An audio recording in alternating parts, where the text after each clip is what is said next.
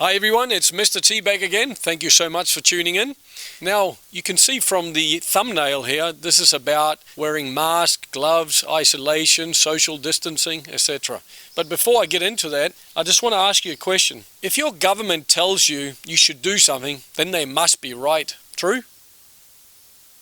Well, like I've said in previous videos, George Carlin once said, "I don't trust anything my government tells me."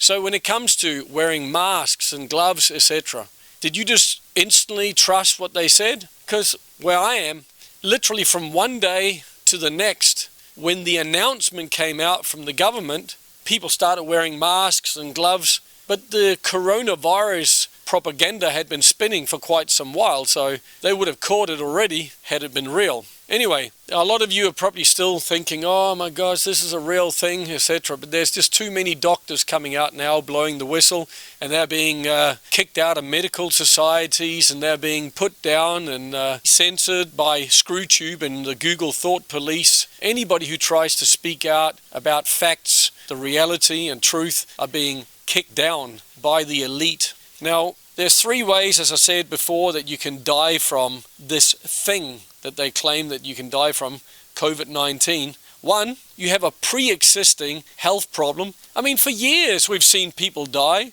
Family members have died of different people. So lung infections haven't gone away. Heart diseases haven't gone away. The only difference now is they label it all COVID-19. So if some family member or friends have died, well, people have always had health problems. We want to see death certificates. We don't want to see just one person signing off that somebody's dead, now they've instantly been cremated. No, more than ever, we need to see the opposite. 3 or 4 people signing off before somebody's declared dead. We need more proof than ever because there's so many conflicting opinions out there. But if you pay attention, the elite are doing the opposite. The more they can quickly rush things through and hide things, the better for them. And the sheeple, they just buy straight into it. Well, if they tell us that they had COVID-19, then it must be real. Should we really believe them that quick? Now, the second way you can die from this COVID-19, 84 should I say, is that you've been beamed by 5G radiation. Now, over Boston, they've just seen some crazy lights in the sky, which is from rockets going up, putting 5G satellites in place. They are way ahead of us. So with the help of Elon Musk, they're putting all these 5G satellites out that are going to fly in low orbit around planet Earth and beam the crap out of all of us. And while we're being locked up, because you haven't been locked down, no, the criminals have locked the innocent people up. And while they've got you locked up, they're installing 5G towers in different cities around the world. And it's already been proven in videos like Dana Ashley. She had a very detailed video about how the 60 gigahertz frequency completely destroys the cells. That's why you see birds falling out of the sky, the bees are falling to the street by the thousands, because it is the kill grid. And even though the lamestream media is reporting less deaths now, and they had miscalculated, the elite are building more morgues, stadiums to cater for all the dead people. Well, where's all those dead people going to come from? The next wave of BS that they're going to launch on planet Earth, which is switching the 5G on, and we'll be bathed in 5G radiation. Look up on YouTube, if they haven't already pulled these videos down, radiation meter near smart meter, radiation meter near cell phone, radiation meter near any smart apparatus, especially a microwave, and you're going to see, as the gentleman, because there's different videos, where they move the radiation meters towards, say, a cell phone, it goes brrrr, and the bloody thing is jumping off the scale. I don't understand all the electronic frequency of megahertz per second and all that, but you can see it gets more and more violent the closer you get to the apparatus. So they've weaponized everything that we are using today, and the next wave of weaponized technology is being installed as we have been locked up. Anyway, let's get back to the third way you can die from this. That's if you misbehave under the new totalitarian rules and laws. I mean, there's less deaths already for this than there was with SARS and many other diseases in the past, but they didn't shut cities down, let alone the whole bloody world, did they? So you have to give your head a scratch and think, what else is going on? What else are agendas here? How are we going to come out of the end of this? And what sovereignties have been stripped from us now? Like I said in the last video, governments only like to take, they don't like to give. And if they give anything, it comes with a catch. People say to me, oh yeah, but China's opening up again. Yeah, but under what catch? You can go to the restaurant, but we own your ass, because you now have an app in your cell phone that tells you your social score and whether you are allowed to actually go out. If it's a red light in the app, you have to stay in your jail. If it's a green light, you must have been a good little kitty cat, and you can go to the restaurant and come straight back home and then register you've returned to your house. And then they ping people, and within 1 minute you have to send the photo back to your government to confirm you're still in your jail, your home jail. Do you want to live like this? Then keep arguing for your limitations. Keep trusting in your government. Keep telling us that we are conspiracy theorists and we need our minds checked. Because you will end up living in a totalitarian society if you don't wake the F up. And all the morons out there, all the naive people, are the main reason why we're in this shit pie to start with. Anyway, now how are you hurting yourself by wearing masks and gloves and isolating yourself? Well, I did mention it in one video. When they send people off to Antarctica for months on end, guess what happens when they return again? They all fall sick. How come?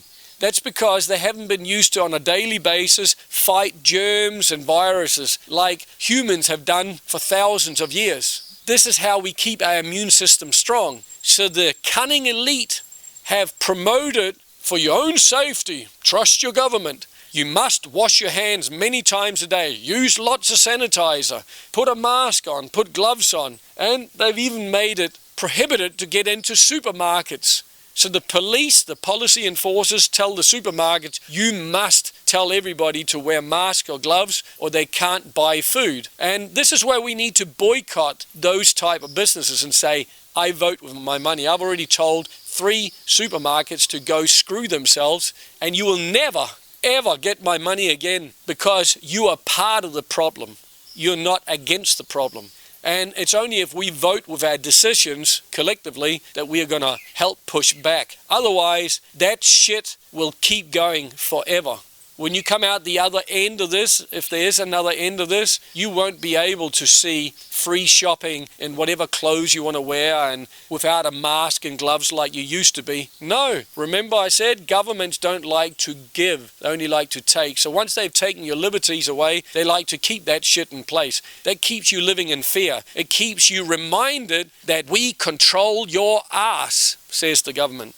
Anyway, so when it comes to masks, gloves, sanitizers and all that, and overwashing your hands, you are weakening your own immune system. So when anybody does come near you with a true cold or any kind of problem, then you're much more likely to fall sick and severely sick. And then if you come to a hospital, God help you, coronavirus victim.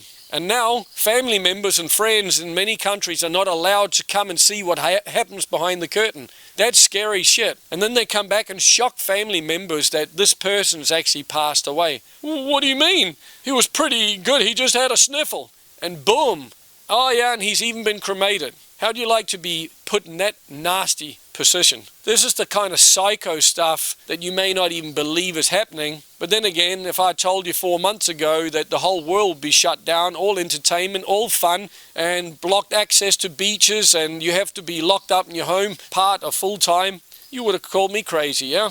So if this crap can avalanche to where it is now in just 4 months, what's going to happen in the next 4 months? I'm a conspiracy realist. Because when things go from bad to worse to horrible, and it keeps heading in that direction with more legislation coming in, then you just know which way it's heading. You don't have to guess, is it going to get worse? You can see it almost every day now. Alright, so that's called being a realist, not a dreamer. Okay, the next thing, social distancing. Now, you may think that's good for you.